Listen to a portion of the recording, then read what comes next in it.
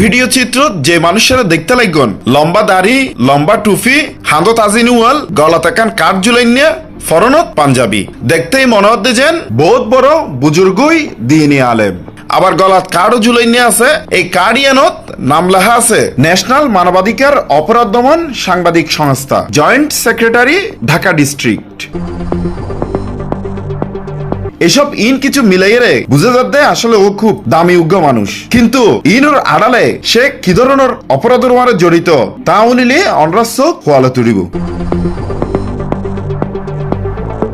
এই ভেষধারী মানুষের নাম আব্দুল সালাম মোল্লা। তার বাড়ি নারায়ণগঞ্জের ২৫০০ থানার বিষ্ণুনন্দী ইউনিয়নের ৯ নম্বর ওয়ার্ডত। মাদকদ্রব্য নিয়ন্ত্রণ অধিদপ্তর চট্টগ্রাম মেট্রোর তথ্য অনুযায়ী তেই কক্সবাজারের তুন ইয়াবা লই বগুড়া, মাদারীপুর, ঢাকার কামরাঙ্গীরচর সহ দেশের বিভিন্ন জায়গাত এই ইয়াবাইন সরবরাহ করত।